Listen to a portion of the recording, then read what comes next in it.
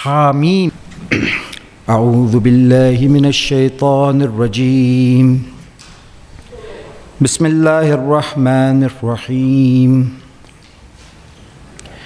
الحمد لله رب العالمين والصلاة والسلام على سيد الأنبياء والمرسلين وخاتم النبيين سيدنا ونبينا وشفيع ذنوبنا وطبيب قلوبنا أبي القاسم محمد صل على محمد وعلى أهل بيته الطيبين الطاهرين الغر الميامين المعصومين من يومنا هذا إلى يوم الدين أما بعد فقد قال الله تبارك وتعالى في كتابه المجيد وخطابه المتين وهو أصدق القائلين وقوله الحق بسم الله الرحمن الرحيم إن هذا القرآن يهدي للتي هي أقوم صلوات اللهم صل على محمد. Allah subhanahu wa ta'ala in this holy verse is addressing us with this statement that verily هذا القرآن, this Quran, Yahdi lillati hiya aqwam, guides towards that which is most upright. Quran is a book of guidance from Allah subhanahu wa ta'ala for the guidance of mankind for all times to come. It is the miracle of the Holy Prophet and still is a living miracle today and for all times to come. It is a miracle which is not limited to time. All prophets were blessed with miracles, and it is important that prophets be blessed and be sent with miracles so that they could establish their divine connection with Allah subhanahu wa ta'ala. One of the most important statements that the prophets used to make when they used to speak with their communities, Inni a'lamu min Allahi ma la ta'lamun. I know from Allah subhanahu wa ta'ala that what you do not know. So this is what differentiates a prophet from us. He knows from Allah subhanahu wa ta'ala things that we are unaware of. He knows the ghaib. He is sent by one who created this universe, who designed this universe. But then why did Allah subhanahu wa ta'ala send prophets? If Allah had designed this universe, what was the need to send prophets? And why sent us in this world that is full of problems? You'll not find a single person who says that my life is problem-free. Mankind has lots of problems to solve, one after the other. It's like a boxing match. You solve one problem, you get another set of problems. You solve that problem, you enter another set of problems. You will be facing problems till the last moment of your death. And it's interesting, one of my teachers said a beautiful statement. He said, the real problems of mankind or of any individual are not those problems that will end with death. It's a very profound statement.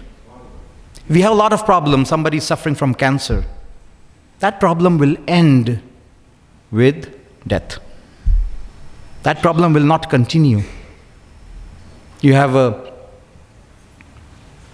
fake, you're charged with a fake allegation. You have to go to court, you have to sort this problem. That problem will end with death. So those problems are not the real problems when you look at the bigger scope of things. When you incorporate eternity and when you incorporate the day of judgment, the most important problems of mankind or of any individual in the bigger scheme of things, are those that will not end with death. If a person is engaged in shirk, that problem will not end with death. If a person is engaged with nifaq, is a munafiq person, that problem will not end with death. That will continue to the next world. That problem will accompany this person in the next world. And then there are problems in this dunya. Some of them are by design. Allah subhanahu wa ta'ala designed this dunya in a manner that it will have problems. And those problems are in fact challenges that helps us grow. The azmaish, the tests, the trials. And we had one full ashra on that topic in last year or the year before that. That is part of the design of this universe, that we will be facing problems. And through these problems, knowledge will progress. Through these problems, individuals will rise. These problems will create leaders and scientists and build communities, and the communities will grow and bond and all of these sorts of things. So there are certain problems that are by design. Why? Well, why by design? Can't Allah subhanahu wa ta'ala design a universe without any issues, without any problems, that everybody is happy and there's absolute happiness in this world? Yes, Allah subhanahu wa ta'ala could have done that. And He has done that, but that is not going to happen in this dunya. We mentioned this yesterday. Allah subhanahu wa ta'ala in Hadith Qudsi addressed Hazrat Musa alayhi salatu wasalam, saying, people are looking for happiness in this dunya, they will not find it. I have hidden, I have placed absolute happiness in the hereafter. People are looking for it in this dunya. They're not going to find it. But why problems in this dunya?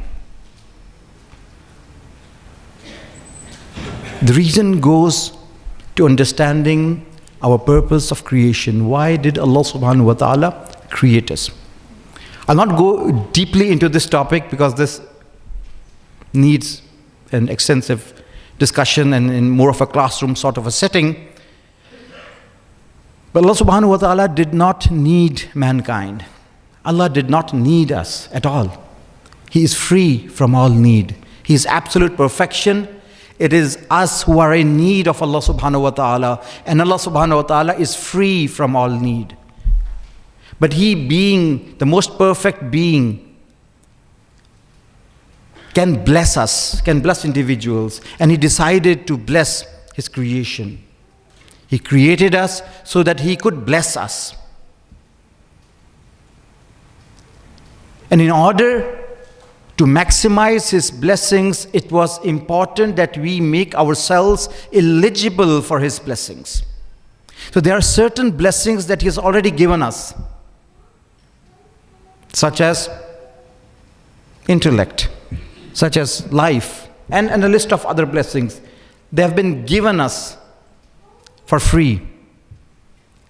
And in this world, He gave us a lot of other blessings, and through these blessings He invited us and reminded us of the blessings that await us in the hereafter. Through the blessings of this dunya, Allah subhanahu wa ta'ala has reminded us and invited us to work for the blessings of the hereafter.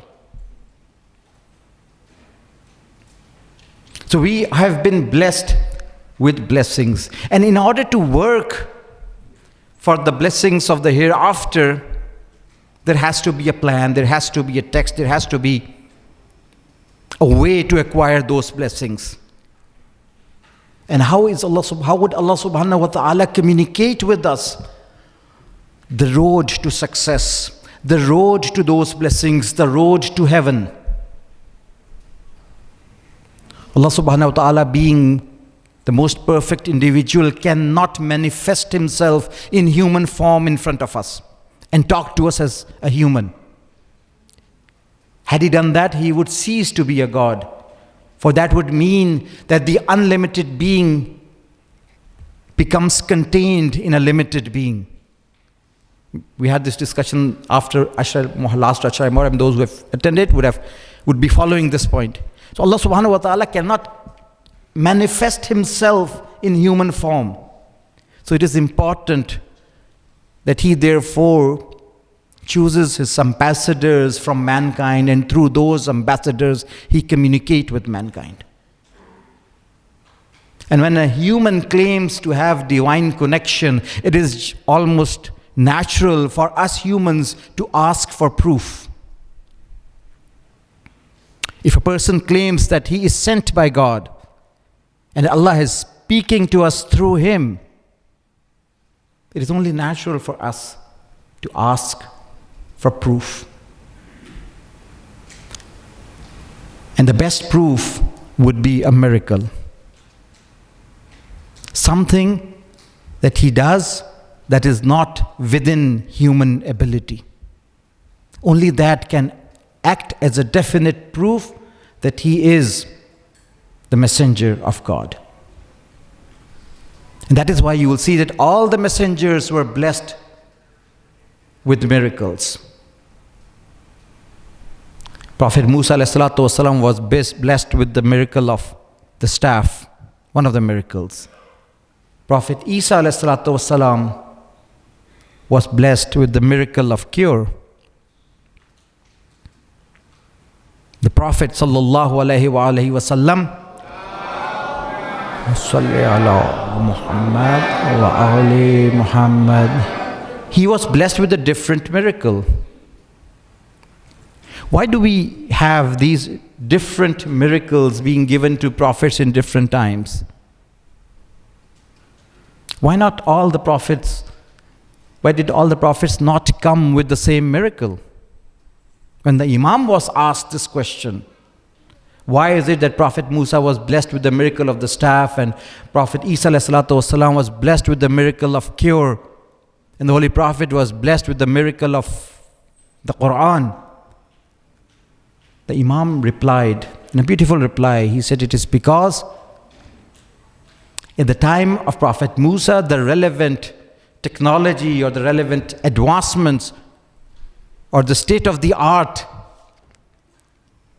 field at that time was magic. So Allah subhanahu wa ta'ala gave a miracle that surpassed all the magicians of that time. And when they saw that miracle, they immediately realized that this is not magic.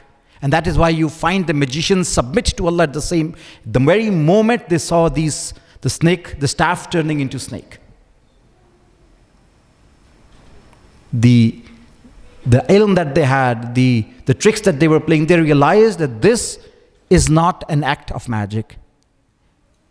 The experts in those fields would immediately realize. At the time of Hazrat Isa ﷺ, the prevalent field was medicine. People were known for curing disease. So that Isa ﷺ was blessed with the art, with the miracle of curing those whom others could not cure. And he did not use complicated instruments to do that. He would move his hand over the affected area and it would get cured. He would raise the dead back to life, something nobody could do. And those experts immediately realized that no human being can do this. And this establishes the divine claim that we are sent from Allah subhanahu wa ta'ala. And in the time of our Holy Prophet, eloquence and kalam was at its peak. People would come and read verses of their poetry, and nobody could match that, and they would hang those at the walls of the Kaaba for others to come and compete. That was the relevant field at that time. So Allah subhanahu wa ta'ala gave His Holy Prophet a miracle that surpassed all of that, and they were not able to bring anything comparable to what the Holy Quran held within itself. Salli ala Muhammad wa ali Muhammad. And that challenge stands unchallenged even today. even today. That is one aspect and one dimension, the fasahat and the balaghat of the Holy Quran and the eloquence. They could not say that this is poetry because it is not poetry. And when you see those huruf muqatta'at, alif, lam, mim, one of the reasons for these broken letters or letters that you find in the beginning of certain surahs, our 11th Imam, Imam Hassan al-Askari alayhi salatu was salam, Muhammad, he mentions one of the reasons why Allah has brought these characters. One of the reasons is that Allah is pointing to us, Allah is reminding us that this holy book that you have in front of you, the basic building material are letters like alif, lam, mim, ha, ain, qaf, words, letters that you have in your possession, which you use every day to make words and phrases and sentences. I have not used material that is out of the world. This book is composed of words which have meanings and which has intellectual depth, which none of you can bring the like of. Not a single surah. Many have tried and failed. Whoever tried to do that failed miserably. And that challenge, if anybody was to prove that Islam is, God forbid, na'uzubillah, fake, all they had to do was to bring one surah like the Holy Quran. That was it. You don't have to fight. You don't have to suppress militarily. All you had to do was to bring one surah like the Holy Quran. Yet they failed. So that miracle of the Holy Quran, because the Holy Prophet was a prophet for all times to come, the miracle was supposed to be a miracle for all times to come. So the Quran that we have before ourselves is a miracle, a living miracle of the Holy Quran of Allah subhanahu wa ta'ala, and a testimony to the prophethood of the Holy Prophet sallallahu alaihi wa sallam. Muhammad wa ali Muhammad. And this holy book was not revealed only for the purpose of thawab. This is a reminder. The Holy Quran itself says, وَنُنَزِّلُ مِنَ الْقُرْآنِ مَا هُوَ شِفَاءٌ وَرَحْمَةٌ لِلْمُؤْمِنِينَ. We reveal from the Holy Quran that what is shifa, that which is cure. Cure to what? Cure to your problems. Cure to your disease. وَرَحْمَةٌ and mercy لِلْمُؤْمِنِينَ, for the mu'mineen. So the Quran holds within itself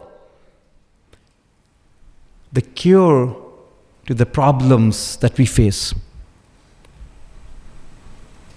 So some of the problems are by design. Allah subhanahu wa ta'ala has designed this universe in such a way that there will be problems, and there are a lot of problems that are self-induced, that we inflict upon ourselves by deviating, by not aligning ourselves with how this universe is designed. So this is very important. There are certain problems that we face in our lives that could have been avoided only if we had aligned ourselves with divine design. Look at the design of this universe. The sun rises on time. The sun sets on time, especially for the youth here. The sun rises on time. The sun sets on time. The planets are moving according to a predestined formula. You can predict the solar eclipses and the lunar eclipses even 50 years beforehand. Why is that? Because they are following the path that has been allocated for them in a disciplined fashion. When you see so much discipline in this universe, and we ourselves are not disciplined, the universe is not going to wait for us. The universe will move on. And those who have not aligned themselves with the discipline of the universe, they will get crushed. They will get crushed. Allah subhanahu wa ta'ala is not going to favor certain people over the others if they do not follow or if they do not align themselves with the sunnahs of Allah subhanahu wa ta'ala. Even if the Imams or if the Holy Prophet were to do something against the sunnah of Allah subhanahu wa ta'ala, they would get crushed in that divine design. So we have to. So in order to get rid of some of the problems that we inflict ourselves with, we have to align ourselves with the divine design. So that is very important, one thing. And then there are problems like nifaq and shirk. The cure, again, Quran holds the cure of those problems as well, according to one of the statements of Amirul Mu'mineen alayhi salatu wassalam. Inshallah, we'll talk about this. Ya Allah, Muhammad wa Ali Muhammad. So in order to rephrase what we have said, life will be full of problems. There are certain problems that can be avoided, and there are certain problems that we will have to face them, so that we get closer to Allah subhanahu wa ta'ala and fulfill the purpose of our creation. Those problems that can be avoided, we will only be able to avoid them if we align ourselves with the framework that the Quran provides.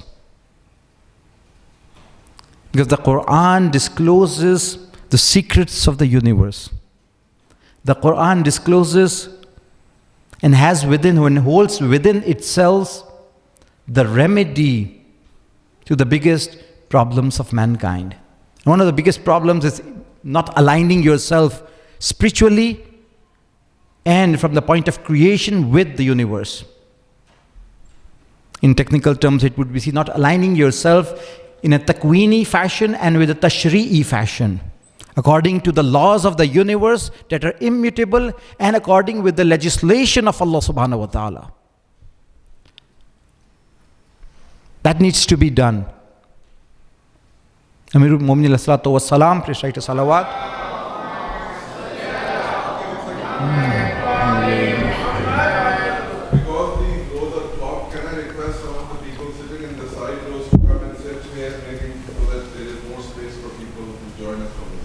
And there are empty seats as well, if people can cover that as well. Yeah, there's 3 or 4 empty seats, not for the youth, but for the elderly colleagues.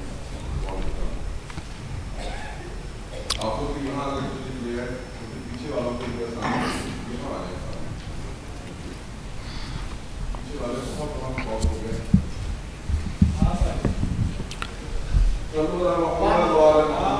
Allahumma salli ala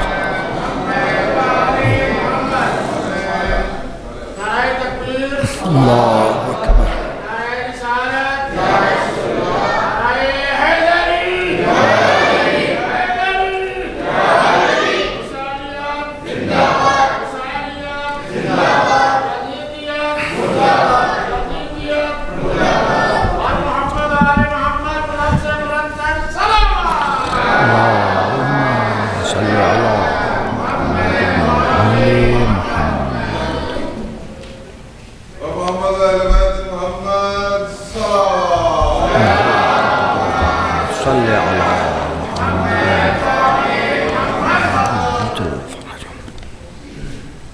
So going against the sunnah of Allah subhanahu wa ta'ala will not result in us solving our problems. It will result in more problems being created for ourselves. One of the sunnahs that we discussed even last year in the Holy Quran mentions and points to these sunnahs of Allah subhanahu wa ta'ala. The Holy Quran does not only have these rules, these immutable rules, which are called the sunnahs of Allah subhanahu wa ta'ala, it also holds within itself the stories of the previous nations, the previous prophets and their nations. Why did the Holy Quran discuss those? They were stories of the past. What is the relevance with us today? What are we going to get out of these stories? Amir al-Mu'minin Ali ibn Abi Talib, Salli ala Muhammadin wa ali Muhammad, in Nahjul Balagha says, addressing his son, Imam, the second Imam, addressing him, he says that I have studied the previous nations to the extent or in such detail that as if I have lived with them. I have lived with them. And the Holy Quran has these stories, and this is the relevance. I've studied the previous nations in a manner as if I have lived with them. And I've understood. I'm now paraphrasing his words, this long paragraph that he mentioned, and I have understood the good and bad in them. I've realized which actions resulted in their success and what resulted in their damnation. And as a result of all of that, I have understood the good from the bad. What happened to the previous nations will happen to this nation as well. The rules of Allah subhanahu wa ta'ala are immutable. They cannot change. The sunnat of Allah will come into existence. The punishment can be delayed, but it will come. So studying the previous, or what happened in the previous, with the previous nations, the stories mentioned in the Quran, at the end of each story you will find Allah subhanahu wa ta'ala saying this message, وَكَذَلِكَ نُنْجِ الْمُحْسِنِينَ, for example. This is how we save the good doers. When Allah says this is how we save the good doers, this is the principle. That whoever does like this will meet the same fate. This is how we punish the criminals. It does not mean that that story was a story of the past and has ended and is not relevant anymore. No, that story is relevant even today. Sitting with the Quran, engaging with the Quran. We need to engage with the Quran.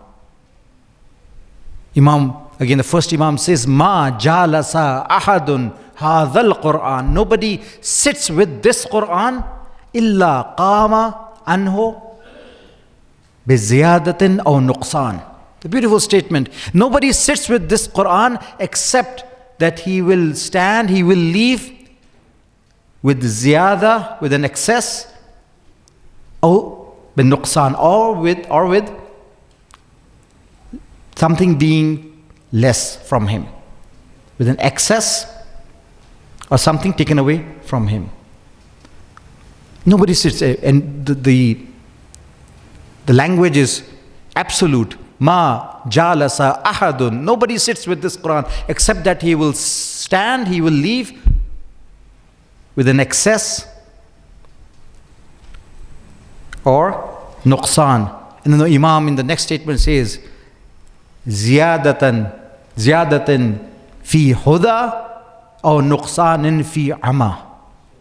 Either he will increase in guidance or he will reduce himself in his blindness. Uski hidayat mein izafa hoga या उसके अंधेपन में कमी होगी. This is what the Quran does to whoever sits with the Quran. We need to sit with the Quran. We just should not just recite the Quran. Whoever sits with the Quran will not leave. And another statement by Amir al-Mu'minin alayhi salatu wa salam,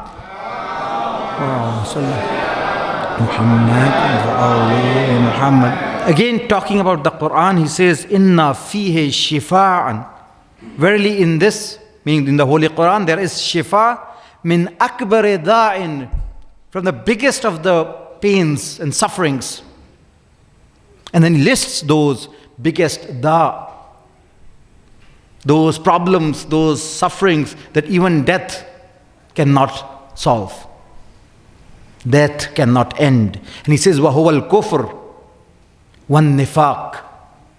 One of that is kufr. The other is nifaq, wal-ama, and blindness, not being able to see the truth, wal-dhalal, and gumrahi. So blindness and zalal. And in the other statement, he says that no one will leave the Quran after sitting with it except that his blindness would have reduced or his hidayat would have increased. This is what Quran does. So Quran is like a pharmacy. It has all the spiritual tonics in it. But you cannot just walk into any pharmacy and start consuming all the tonics. That could be detrimental. You need someone to prescribe a dosage for you. Dosage needs to be prescribed. There are verses of the Holy Quran that talk about Jannah and talk about the mercy of Allah subhanahu wa ta'ala and forgiveness from Allah subhanahu wa ta'ala. And there are verses in the Holy Quran that talk about the fear of Allah subhanahu wa ta'ala and the punishments of Allah subhanahu wa ta'ala. And there needs to be a balance that needs to be maintained between the two. An excess of reliance on the mercy of Allah subhanahu wa ta'ala will create problems.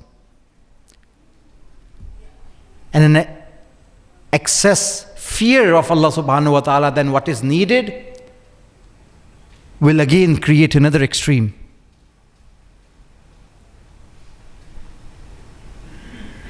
So if you're relying more than what you should be on the mercy of Allah subhanahu wa ta'ala, it will generate the courage to disobey Allah subhanahu wa ta'ala. And you've heard statements like, Khuda Rahim bhi to hai. Guna kar lenge to maaf kar dega. This is person who is suffering from an excess dosage of the verses that talk about the forgiveness of Allah subhanahu wa ta'ala. He needs to be given doses of those verses that talk about the punishment of Allah subhanahu wa ta'ala. Because Allah subhanahu wa ta'ala is qahar as well. He punishes as well. And those who take an excess dosage of the punishment of Allah, of the verses of the punishment of Allah subhanahu wa ta'ala, they become pessimistic. No matter what I do, I'm not good enough. Allah will punish me, Allah will throw me in the hellfire.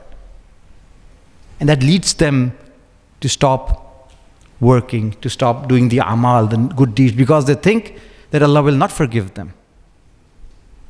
This is one extreme. And then you have the other extreme, where a person thinks that no matter what bad deeds I do, Allah will forgive me.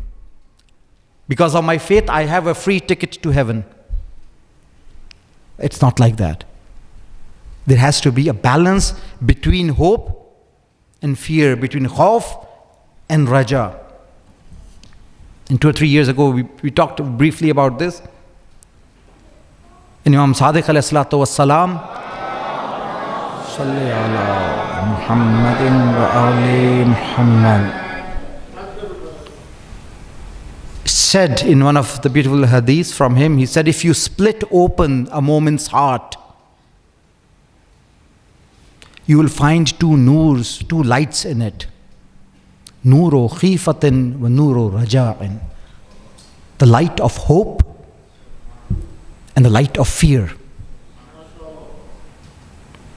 Momin ke dil mein do noor hain, two noors. There's two lights in the heart of a moment. Nuru khifatin wa nuru raja'in. The light of hope in the mercy of Allah subhanahu wa ta'ala, that no matter how many sins I have committed, Allah will still forgive me. Or Allah can still forgive me. The nur, the light of hope in Allah subhanahu wa ta'ala. Wa nuru khifatin, and the nur of khawf. No matter how well I have performed, I can still end up in the hellfire. And then Imam says, Law wuzina haza lam yazid ala haza. If you weigh the light of fear, of one of these two lights, it will not exceed the other. Fear and hope will be in equal proportions. So the more he relies in the mercy of Allah subhanahu wa ta'ala, the more he will begin to fear the punishment of Allah subhanahu wa ta'ala. So it will be in equal amounts. This is what you find. So the Holy Quran is a pharmacy. It has spiritual tonics. And not anybody can randomly start picking verses. It has to be taken in a collective manner. It has to have you need to have someone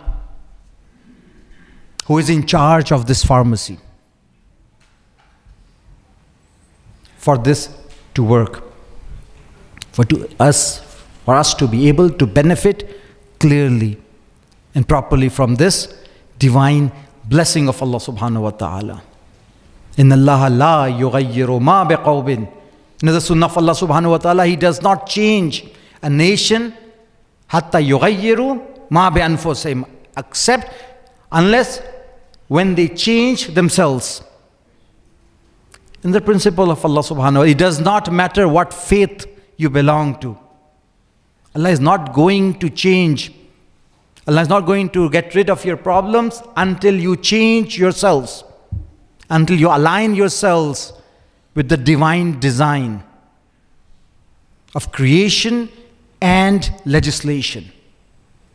When it comes to marriage, Allah subhanahu wa ta'ala has given recommendations on whom to marry and whom not to marry. Allah has given recommendations on how to deal with the problems which comes after marriage, how to resolve conflicts in marriage. What are the stages and steps that you need to follow? All of that is in the Holy Quran. Even though the Holy Quran holds within itself the keys to these problems, and the descriptions and the details are given in the riwayat, but the Quran holds the key to all of these problems. One being marriage. In the coming days, inshallah, we'll talk about some of these descriptions and how they apply to us. And yesterday we talked about part of it. It is possible that you dislike something while Allah has assigned in it, has put in it khayr kasir for you. Regarding spouses, this verse talks about divorce. When things have gone so bad that they're ready for divorce, even at that point the Holy Quran says, Ashiruhunna bil ma'roof. Deal with them in an amicable way, in a way that is ma'roof. It is possible that you might dislike them. وَيَجْعَلَ اللَّهُ فِيهِ خَيْرًا كَثِيرًا.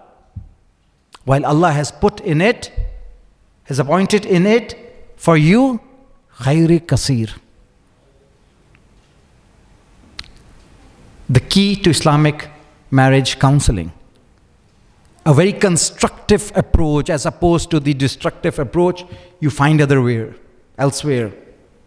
Why are you continuing if you don't like each other? You should separate. That is a destructive approach. So we need to value this blessing of Quran that we have before us. With blessings, this is a problem, that if you do not value a blessing, you cannot benefit from it. And there are certain blessings that we are ghafil about. Certain blessings that we realize their importance only when we lose them. In one of the advises the Holy Prophet sallallahu alaihi wasallam.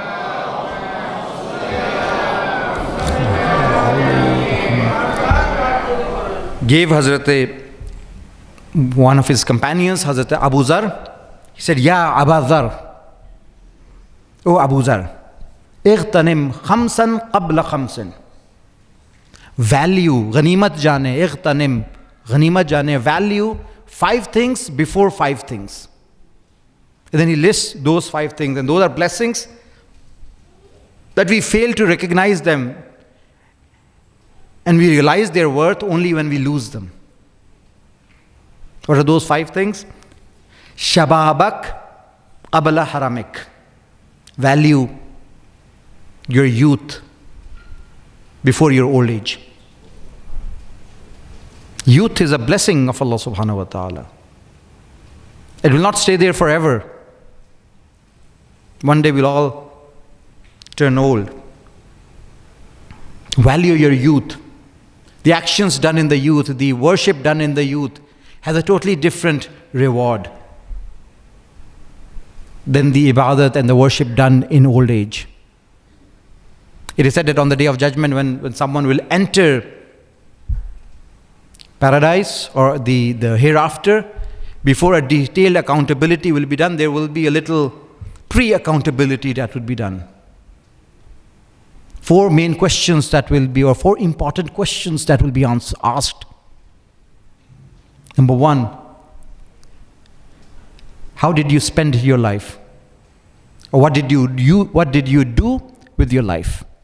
One of the first questions that we all have to answer. Number 2, what did you do with your youth? Well, the first question, what did you do with your life, already had youth in it. But the separate question for youth, because youth is important. You have all your energies, you're enthusiastic, you can do a lot of things. What did you do with your youth? How did you spend it? Number 3, how did you earn your living and how did you spend it?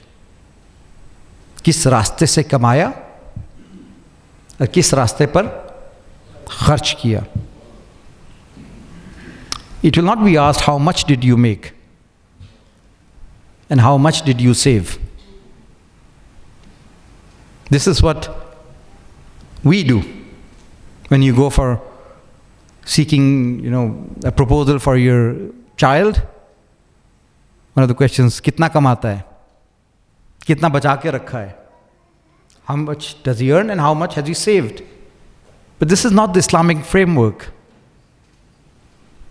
The question that needs to be asked, does he earn a halal livelihood? And does he spend it in a halal manner? What is it that he's spending it on? This is the framework that Islam is giving us.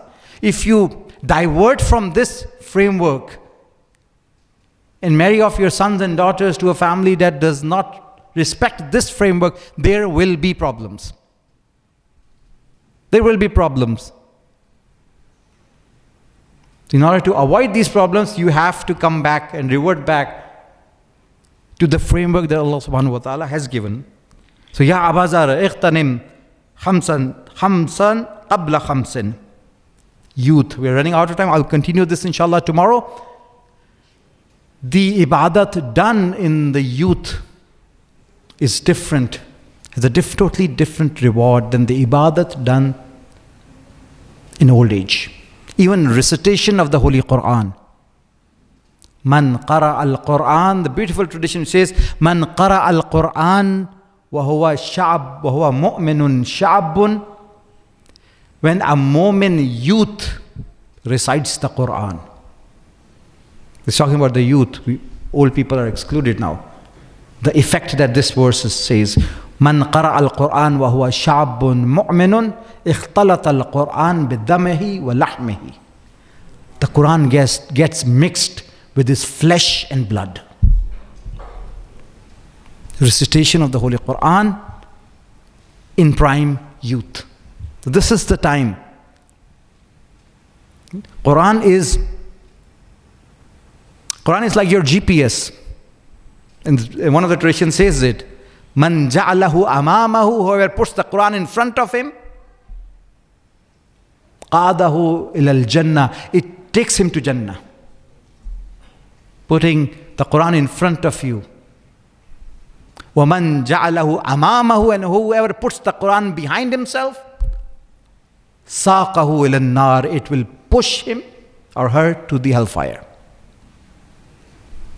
When you want to go to a certain destination and you don't know the path, what is it that you use? Your maps, your Google location. When do you turn on your Google location? After you have traveled in circles, or right before you start your journey?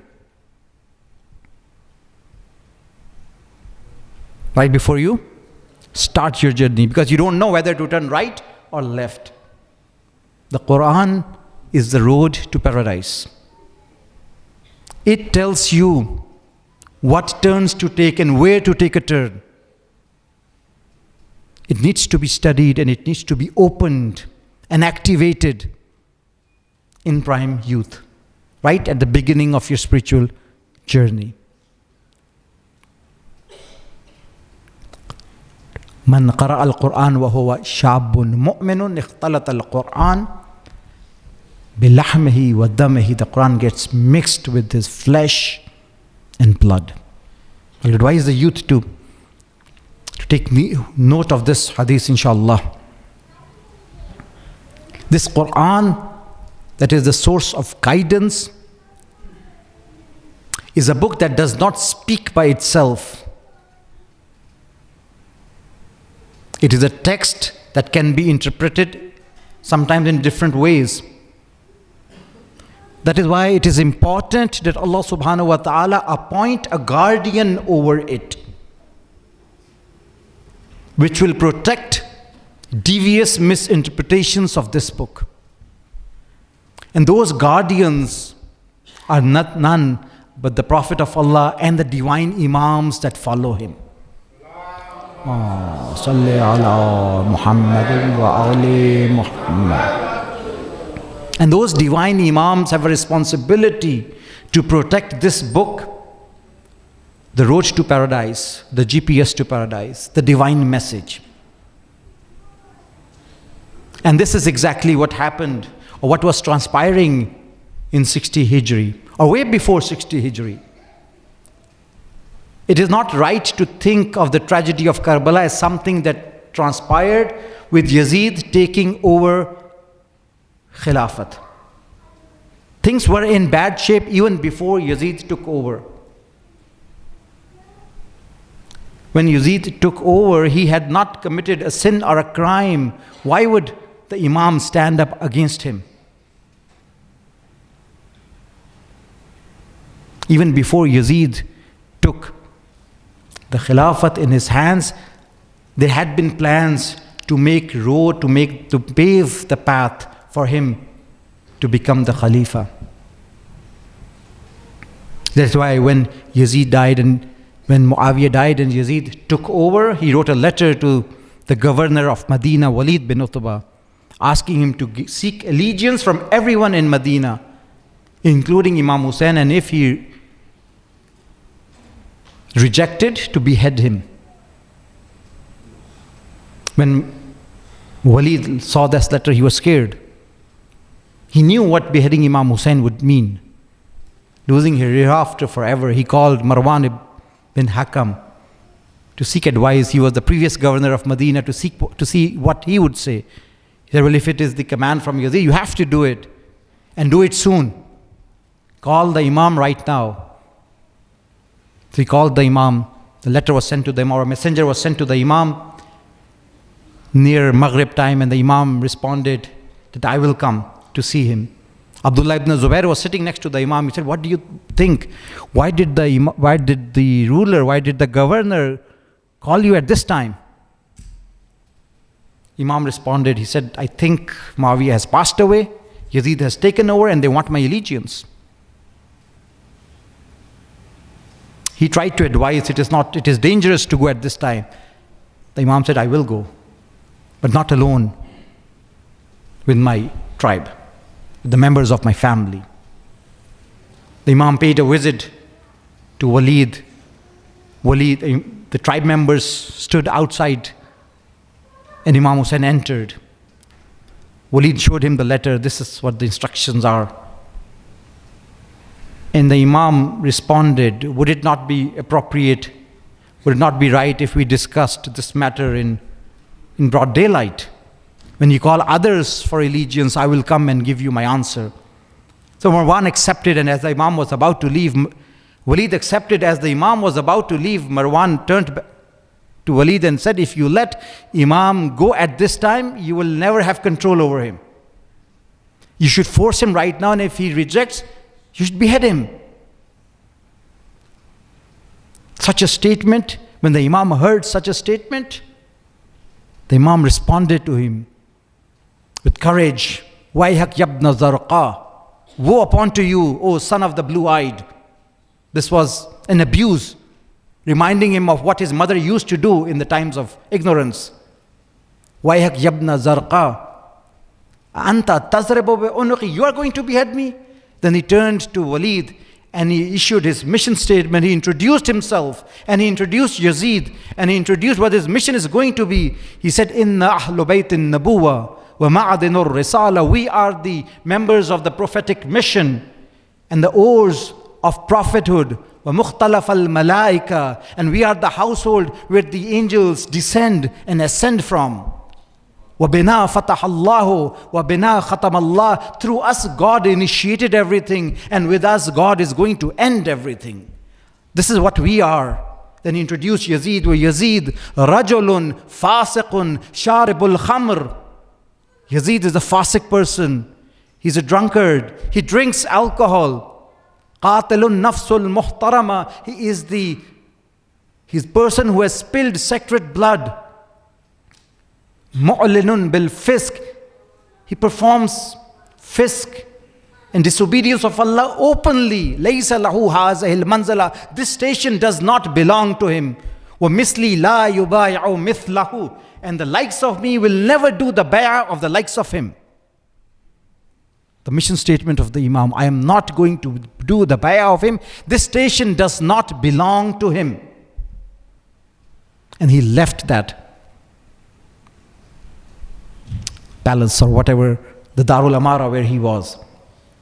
Came to his family and asked his family to prepare for a long journey. Medina was no longer safe for the Imam. He asked his family members to prepare for a long journey. In the middle of the night, he went to seek farewell from his grandfather, the grave of his grandfather. Medina was loved by the Ahlul Bayt. They had a soft corner for the city of Medina. The grave of the grandfather was in Medina. He went to the grave of the grandfather. He wept there for a while. He offered a 2-rakat prayer, wept for a while, and took a little nap. And in that little nap, he saw the Holy Prophet coming to welcome him with rows of angels along with the Holy Prophet. And the Holy Prophet kissed the forehead of the Imam in the little nap that he had. And the Holy Prophet welcomed him. We are waiting for you. This was the permission that he wanted from the Holy Prophet to leave Medina and start the mission of Karbala. He left Medina in the middle of daylight. He did not leave Medina. He did not run away secretly from Medina. And testimony to that is the statement that the Imam gives on the day of Ashura. On the day of Ashura, when he was surrounded, he still stood by his words and he said, La utikum biyadi. I'm not going to give my hand to you, al-zalil, like a zalil person. I'm not going to give my hand in humiliation to you. Wala afirru farar al-abid. I'm not going to run away as well like a slave. None of this is going to happen. Inna da'i ibn da'i qad raqaza bayna snatayn. This person, the son of Da'i, he has focused on two things, bayna silla wa dhilla. He has given me two choices, humiliation or the sword. Wa hayhat min dhilla.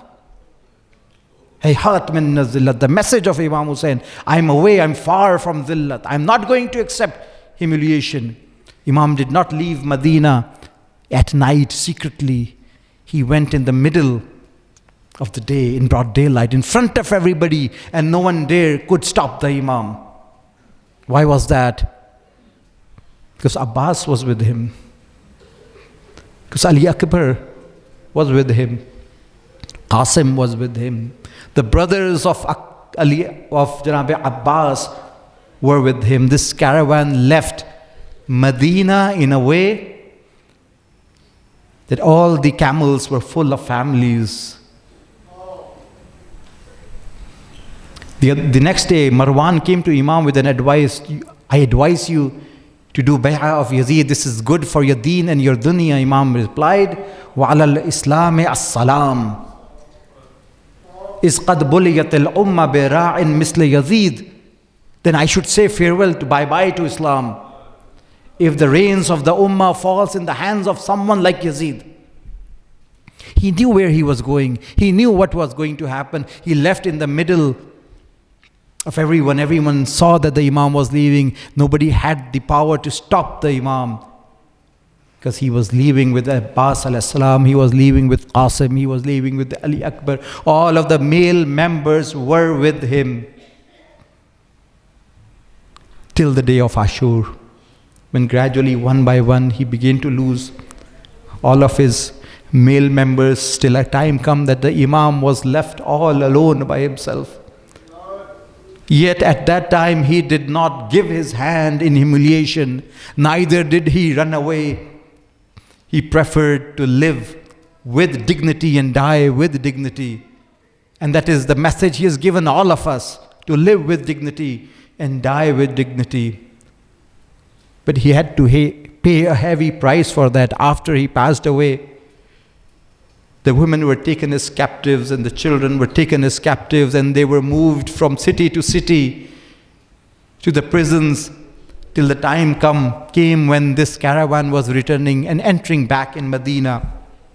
And when this caravan was entering back in Medina, Kulsum at that point recited a Marsiya announcing their return to Medina. Very painful verses. I'll recite some of those verses. She said, Madina to jaddina la taqbalina. Eh mere jadd ke Madina hame qabool na karna.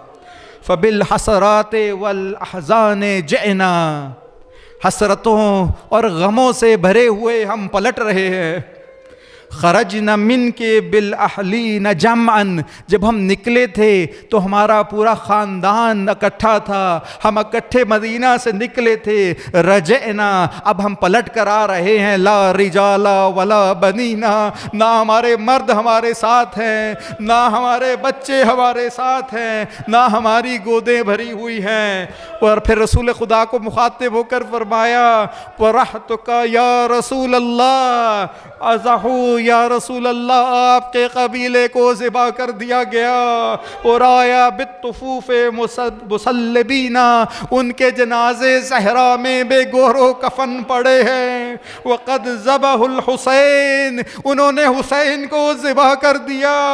वलम युराऊ जनाबक या रसूल अल्लाह फ़ीना, और आपकी जो सिफारिश हमारे बारे में थी उसकी बिल्कुल भी रियायत नहीं की. फिर जनाब फ़ातिमा को एड्रेस करते हुए फरमाती हैं, अफ़ातिम लौ नज़रती लस्सबाया बनातिका फिल बुलादे मुशत्तितीना, अगर आप अपनी बेटियों को असीर हुई दर बदर फहराई जा रही थी उनको देख लेती. लौ अबसरती ज़ैनुल आबिदीना, अगर आप जनाब ज़ैनुल आबिदीन को देख लेती. फलौ दामत हयातक लम तज़ाली इला यौमिल क़ियामा क़द तंदबीना, तो आप क़यामत तक गिरिया मातम करती रहती, तारोज़े क़यामत रोती रहती.